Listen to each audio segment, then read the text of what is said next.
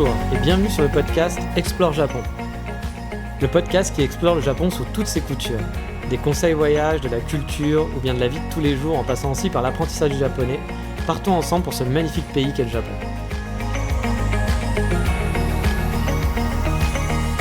Bonjour à tous, aujourd'hui on va parler d'une chose que j'adore vraiment au Japon et qui est incomparable avec chez nous, c'est le sens du service des Japonais. Car oui, il y a vraiment un monde entre la France et le Japon là-dessus. Et je vais pas faire de France bashing parce que j'ai vraiment rien contre le pays où je suis né et je suis le premier à dire qu'on a beaucoup de chance d'être né en France pour des dizaines de raisons. Cependant, on va pas se le cacher non plus, le service client en France et au Japon, et quand je dis en France, je peux l'étendre à d'autres pays occidentaux sans problème que j'ai pu tester, est vraiment différent, très très différent. Au Japon, la notion de le client est roi est vraiment à la base de tout. Alors c'est vrai que parfois c'est même too much. Quand on voit au salon de coiffure par exemple des employés sortir dans la rue pour dire au revoir à un client et rester sur le pas de la porte tant que le taxi est encore à portée de vue, même si le taxi est arrêté à un feu tout proche et qu'il est toujours visible, les employés vont rester dans la rue à faire des courbettes ou faire un coucou. Alors moi je trouve ça un petit peu too much, ça peut durer vraiment 5 minutes avec les employés qui sont là dans la rue à faire des courbettes pendant 5 minutes. Moi je trouve ça vraiment too much. Bien sûr c'est personnel, c'est leur culture, on accepte ou on n'accepte pas, ça ne change pas le fait que c'est leur culture et qu'on n'est pas là pour les faire changer. Mais moi personnellement effectivement je trouve ça un petit peu too much de faire que le client est vraiment le roi du monde, il y a des limites. Parce que parfois les relations que peuvent avoir les clients avec les employés peuvent être un peu dédaigneuses. Comme dans les combini, où les gens qui sont incapables d'attendre 2 secondes qu'on s'occupe d'eux dans les restaurants, moi ça m'insupporte un petit peu ça. Le nombre de fois où j'ai vu des Japonais gueuler, vraiment hurler des sumimasen, sumimasen, sumimasen toutes les 2 secondes alors qu'ils venaient juste de s'asseoir, en gros ça veut dire excusez-moi sumimasen et ça veut dire au serveur viens t'occuper de moi parce que je veux faire ma commande. Au Japon souvent c'est le client qui va appeler le serveur. Sauf que le japonais n'est pas patient du tout dans ces cas-là, pas tous bien sûr, mais j'en ai vu quand même pas mal. Et si le serveur ne répond pas dans la seconde au premier sumimasen, le client japonais va sortir en boucle des sumimasen, sumimasen, sumimasen, sumimasen, toutes les microsecondes. T'as envie de dire c'est bon, il t'a écouté, il est en train de faire un truc, laisse-lui juste 3 secondes de te répondre. Donc ça j'avoue c'est des choses qui m'agacent un petit peu chez les clients japonais qui se comportent pas toujours très très bien. Après encore une fois c'est culturel, donc voilà, je l'accepte. Mais j'avoue, je pense qu'ils pourraient certains clients pourraient mettre un peu de l'eau dans leur vin. Et voilà, tu peux attendre 1 minute. Si la personne t'a pas répondu, tu peux le relancer, mais laisse-lui le temps. Il est peut-être en train de faire un truc ou de parler avec un autre client, je ne sais pas. Mais c'est vrai que pour ça, les clients sont pas très très chouettes. Donc comme vous l'aurez compris, il y a des comportements dont je suis pas super fan de la part des clients. Mais c'est pas le sujet du jour au final. Non, le sujet du jour, c'est l'efficacité justement et le sens du service des Japonais. Et je vais vous le démontrer avec quelques exemples que j'ai pu vivre. Par exemple, dans un des précédents épisodes, je vous parlais de ma livraison de mes meubles. J'ai souvenir de la livraison de mon lave-linge. Arrivé à mon étage, le livreur a posé plusieurs tapis dans mon entrée et a porté la machine à laver jusqu'à son emplacement. Il a aussi fait l'installation lui-même. Il a même pris le temps, en portant la machine à laver, d'enlever ses chaussures en rentrant chez moi. Donc tout en portant la machine. Moi, j'étais hyper impressionné, j'étais là, mais... C'est bon, on n'a pas la même musculature, hein. Moi j'aurais pas pu faire ça, mais j'avais envie de dire, rentre avec tes chaussures, en plus t'as mis des tapis, c'est pas grave, t'es en train de porter un truc super long. Non, là il a vraiment enlevé ses chaussures en même temps qu'il portait la machine sans la lâcher, et il avait posé tout ce qu'il fallait pour pareiller au cas où, etc. Donc vraiment, c'était super chouette, super clean, super pro. Pareil, quand j'ai fait livrer mes meubles, ils ont déposé les cartons là où je voulais exactement. Là, c'est pareil, ils enlevaient leurs chaussures avant de rentrer, ils mettaient des petits tapis pour ne pas rayer le parquet ou quoi que ce soit. Je leur ai proposé de les aider, mais pareil, ils n'ont pas voulu. Bref, un sens du service parfait. Un des trucs vraiment qui change par rapport à la France, c'est les horaires, au niveau des horaires. À part avec le livreur de frigo, où il est arrivé 2 heures avant, comme je vous avais déjà parlé, je n'ai jamais eu de problème sur les livraisons. Toujours arrivé dans les délais prévus. Et quand je dis les délais, je parle pas de jours. Non, au Japon, on peut choisir des créneaux horaires. Oui, petit message à EDF et les on passera entre 8h et 18h. Tout ça pour passer finalement à 20h et donc au final prendre une journée de congé pour que tu puisses attendre chez toi qu'un mec passe parce qu'il t'a pas filé un créneau horaire. Non, là-bas, ça n'existe pas. Ici, on a plein de choix de créneaux horaires. C'est pas du 8h-12h, non, c'est du 8h-9h ou parfois des créneaux de 2 heures, voire de 3 heures. Et vous allez avoir plein de créneaux, un choix énorme pendant toute la journée. Et même le dimanche, oui, au Japon, on vous livre même le dimanche, il n'y a pas de jour off. Vous pouvez très bien vous faire livrer un colis Amazon ou un meuble le dimanche. Pas besoin de prendre un jour de congé du coup ou de rentrer en 4e vitesse chez vous pour être là quand le livreur passera. Non, vous pouvez le faire passer le jour où vous ne travaillez pas. Si c'est le dimanche, il n'y a pas de souci. Si vous travaillez toute la semaine, du lundi au samedi, en France par exemple, et que vous devez vous faire livrer le dimanche, vous ne pouvez pas. Vous serez obligé de vous débrouiller, soit de prendre un jour de congé ou d'avoir quelqu'un qui vienne à votre place, etc. Là, vous pourrez vous faire livrer tout, que ce soit la poste, que ce soit des meubles, le dimanche, il n'y a pas de souci. Et comme je vous le disais, avec la poste, c'est pareil. Je vous ferai un épisode plus complet sur la poste, mais les choix de créneaux horaires sont vraiment hallucinants. Et par exemple, quand on vous laisse un avis de passage, vous pouvez même, avec un peu de chance, les refaire passer dans la journée. Et ça marche vraiment, en précisant un chrono horaire. Tout ça en passant par un simple site internet qui est certes donc en japonais, mais avec une extension de Chrome qui traduit la page, c'est franchement pas super compliqué à utiliser. Si vous voulez une comparaison avec la poste française, peut vraiment se marrer, je pense. Et ce sens du service, c'est vraiment partout. Dans les restaurants, les cafés, les magasins, les vendeurs vont pas être sur vous, mais ils sont là si vous avez besoin. Vous savez, le fameux vendeur qui vous quitte pas d'une semelle alors que vous avez dit que vous vouliez juste regarder dans un magasin classique, là-bas, ça n'existera pas. En France, moi, c'est un truc qui m'insupporte quand vous êtes en train de faire, vous faites du lèche-vitrine, vous regardez, vous savez pas encore ce que vous voulez, et que vous avez un vendeur derrière vous qui vous demande, vous voulez quelque chose, vous lui répondez non, je regarde juste, et qui va rester derrière vous, à vous coller dans tout le magasin, et qui va vous poser plein de questions et vous dire, dès que vous allez regarder, prendre un truc dans la main, qui va vous dire, vous voulez l'essayer? Non, attends, je regarde juste, je t'appellerai si j'ai besoin de toi. Laisse-moi respirer. Là-bas au Japon, ça n'existera pas. On vous laissera tranquille, mais si vous avez besoin d'un vendeur, il sera là. Je vais prendre aussi l'exemple des cafés. Vous savez que je vais tous les jours dans les cafés, que je suis un gros consommateur dans les coffee shops. En 1 an sur place, en faisant au moins 2 cafés par jour, on m'a jamais oublié. Mais vraiment jamais. On n'a jamais oublié de me servir un café. J'ai jamais dû aller voir quelqu'un pour demander en disant « Ah, vous avez oublié mon café, vous avez oublié mon gâteau ». Jamais. Ça n'est jamais arrivé. Et pour vous faire une comparaison, depuis que j'étais en Écosse, je suis resté donc 8 mois, ça a dû m'arriver une dizaine de fois.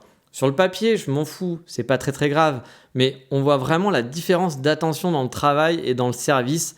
Au Japon, c'est important de rendre un service au client là-bas, c'est quelque chose d'important. Alors que peut-être chez nous, on est là, on fait notre travail, et tant pis, c'est pas grave, il peut faire avec. Pour vous dire, en Écosse, une fois, j'étais tout seul. Il y avait 0 client dans le café, j'étais le seul client. Ils étaient 2 baristas au comptoir, ils ne faisaient rien. J'ai commandé un café et au bout de 30 minutes, toujours rien. Le serveur passait régulièrement près de moi en me regardant d'un air chelou du genre « Hey gars, tu t'installes et tu commandes pas, tu t'es cru où quoi, ça va ?» Enfin voilà. Il me disait rien mais il me regardait avec un mauvais œil. Bon, moi, vu que je suis pas un gars trop relou, je me suis dit au début qu'il avait peut-être un problème avec la machine ou autre, je sais pas, ça peut arriver. Et j'étais pas à la minute. Contrairement aux Japonais qui vont s'exciter et qui, si on ne sert pas dans les 15 secondes, moi, franchement, je suis vraiment pas comme ça. Mais au bout de 30 minutes, quand même, je me suis dit que ça devait pas être un problème technique et que c'était plus un oubli, a priori. Je leur ai donc signifié gentiment, et là, j'ai même pas eu le droit à un désolé. Plutôt de m'avoir regardé avec des yeux chelous en passant 15 fois devant moi, ils m'auraient juste demandé « Vous voulez quelque chose ?» Parce qu'ils pensaient que j'avais peut-être pas commandé, je sais pas pourquoi, j'étais le seul client, il m'a vu, mais bon, on sait jamais. J'aurais pu lui répondre simplement que j'avais commandé. Non, bien sûr, il n'a pas fait l'effort et j'ai dû aller réclamer et même pas un pardon. Alors qu'au Japon, la même situation, si elle était arrivée, j'aurais eu le droit à des tonnes d'excuses, voire même sûrement trop même, ça aurait été sûrement too much, mais voilà, c'est pour vous expliquer vraiment la différence de comportement en fait entre un employé japonais et un employé chez nous en Europe ou dans les pays occidentaux. Bien sûr, je ne dis pas que tous les employés sont comme ça, qu'en France ou en Europe, il y a des gens qui ont vraiment le sens du service, qui se donnent à fond, etc. Je généralise, bien entendu, et ça peut aussi arriver au Japon que vous tombiez sur des gens qui vous traitent mal. Ça peut arriver, bien entendu. Mais vraiment là, en généralisant, je vois vraiment une différence, c'est vraiment frappant.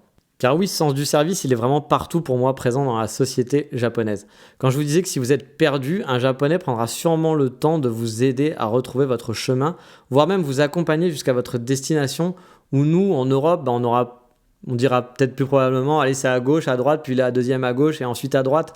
Le Japonais, il y a des grandes chances qu'il vous accompagne jusqu'à la destination, tout simplement. Mais tout n'est pas parfait dans ce sens du service qui est à l'extrême. Parce qu'il y a des mauvais côtés aussi. Et l'un des mauvais côtés pour moi, c'est que les Japonais disent rarement non. Voilà, ils ne vont pas vous dire non. Vous commandez un ticket pour un spectacle, il n'y a plus de place. le vendeur ne vous dira non, il n'y a pas de place, vas-y, casse-toi. Bon, bien sûr, on va pas dire casse-toi, mais voilà, il va pas vous dire non. Il fera en fait semblant de chercher ou tentera de vous faire comprendre que ce n'est pas possible d'une façon assez alambiquée. Mais il ne vous dira pas directement, simplement non, il n'y a pas de place.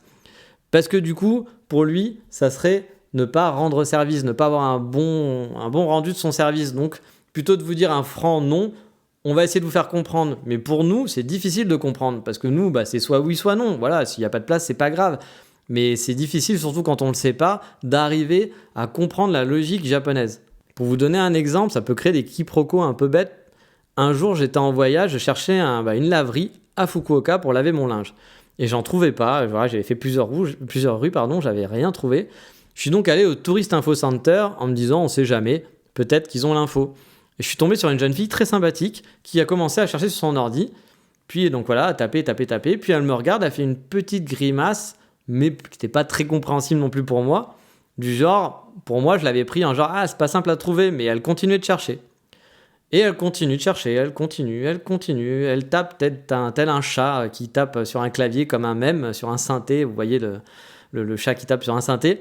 C'était vraiment ça, ça a duré de longues minutes, elle fixait son écran sans sourciller, sans jamais m'adresser un seul regard, par peur sûrement que je lui pose une question, je ne sais pas.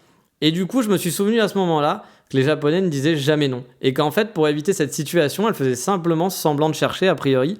Son premier sourire gêné aurait dû me faire comprendre qu'il fallait que je lâche l'affaire. Mais moi, sur le moment, j'ai pas compris parce que j'attendais juste un non, j'ai pas. Elle continuait de chercher. Pour moi, c'était plus, c'est compliqué. Et en fait, non, c'était un sourire pour dire, je ne trouve pas. Et j'aurais dû le comprendre. Mais voilà, pour nous, c'est pas simple d'arriver à comprendre ces codes. Donc, au bout d'un moment, je me suis rappelé ça. Je lui ai donc dit gentiment merci et que j'allais me débrouiller. Et j'ai senti vraiment le soulagement chez elle que je m'en aille enfin. Mais voilà, pour nous, c'est très compliqué d'arriver à comprendre. Et honnêtement, pour moi, il vaut mieux un peu de franchise et dire non, désolé, je n'ai pas de place, non, désolé, je n'ai pas trouvé, c'est pas grave, c'est normal même. Mais voilà, chez eux, le sens du service est tellement poussé à l'extrême qu'on ne peut pas dire non. Donc c'est un peu dommage. Bien sûr, encore une fois, je généralise, ça ne veut pas dire qu'il y a des gens qui ne vont pas vous dire non, mais ça arrive et sachez-le. Vous pouvez être confronté un jour à ce genre de situation et du coup, ça peut faire des quiproquos un peu à la con. Donc sachez que si vous voyez que ça s'éternise un peu, que la personne ne vous dit pas non à quelque chose que vous lui avez demandé, c'est qu'a priori, c'était un non et que vous ne l'avez pas compris.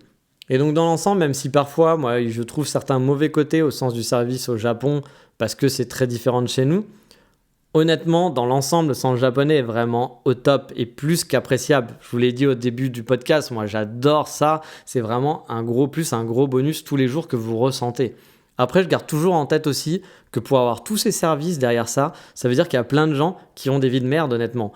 Il y a des types au combini qui bossent toute la nuit, 24 heures sur 24. Alors ok, vous êtes content d'aller au combini à 4 heures du matin, mais il y a un mec, toutes les nuits, il travaille au combini et c'est ça sa vie. Il voit pas sa famille, il voit pas ses amis parce que le soir, il bosse au combini et peut-être que même la journée, il a un deuxième boulot. Donc voilà, je garde en tête, bien sûr. Il y a aussi les gens qui vont vous livrer le dimanche, ça veut dire que le dimanche, ils travaillent, ils n'ont pas un jour de congé comme vous êtes en congé. Quand on voit aussi comment sont traités les gens dans les combini, les clients leur adressent pas la parole par exemple. Alors oui, c'est culturel, ils ont peut-être l'habitude, mais c'est vrai que ça fait un petit peu mal au cœur parfois. Et puis moi je voyais mes amis baristas qui enchaînaient jusqu'à 4 boulots différents dans la semaine. La journée, ils travaillaient, le soir, ils travaillaient, ils n'avaient pas de temps libre et pourtant ils gardaient le sourire. Donc je sais très bien que tout ce sens du service a quand même un mauvais côté, mais bon, il y a une contrepartie pour des gens, mais si on prend que d'un point de vue totalement égoïste en tant que client, oui, ce sens du service est vraiment un super plus qui vous facilite la vie de tous les jours et c'est vraiment très différent des standards qu'on a chez nous. Mais voilà, quittons le sens du service pour aujourd'hui et maintenant il est temps de passer au coup de cœur du moment.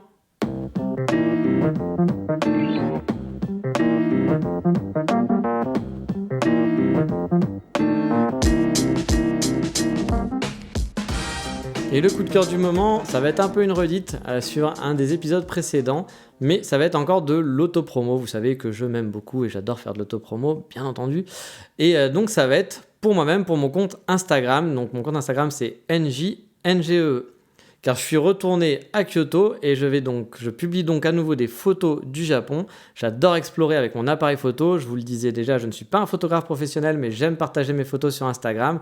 Donc si vous voulez découvrir mon quotidien au Japon de façon visuelle, je vous invite à me rejoindre donc sur mon Instagram, NJNGE. Alors j'y poste très peu de selfies, vous aurez surtout le droit à des paysages, parfois à des cafés, à des stories sur là où la qualité photo est encore moindre, c'est plus par rapport pour montrer un truc rigolo que j'ai vu, du framponnet, ou mettre des photos de café ou de la bouffe que j'aurais pu voir sur place. Enfin, vous êtes habitué à Instagram, hein, vous savez comment ça marche. Mais voilà, sinon sur mon compte Instagram en tant que tel, c'est surtout des lieux et des belles photos que j'essaye de faire. Et voilà, j'espère que ça vous intéressera. Alors, je vous fais pas de la pub pour avoir plein de followers et pour faire des trucs avec, parce que je fais rien de spécifique. C'est juste que j'adore Instagram. Moi, j'adore poster des photos, j'adore explorer et j'adore partager. Et j'adore découvrir aussi les comptes des autres. Je suis énormément de gens et c'est toujours un plaisir de pouvoir regarder, découvrir des nouvelles photos. Donc voilà, n'hésitez pas à me rejoindre sur Instagram, ça me fera grand plaisir et c'est vraiment sur ce réseau que je suis le plus actif, beaucoup plus que sur Facebook, Twitter et compagnie. Donc voilà, ça sera avec plaisir que j'explorerai aussi votre univers là-bas et puis j'espère que vous aurez aussi plaisir à regarder les photos du Japon. Mais voilà, c'est fini pour aujourd'hui et dans l'épisode suivant, je reviendrai sur la thématique de l'école. Après vous avoir donné un conseil pour commencer une école de japonais et de vous avoir fait un petit dossier pour vous aider à choisir votre école de langue au Japon. Cette fois-ci, je vais essayer de vous expliquer un peu mon quotidien dans l'école, comment étaient organisées mes journées, les cours, les vacances, etc. Mais ça sera pour la prochaine fois. Je vous dis à bientôt, mata, ciao.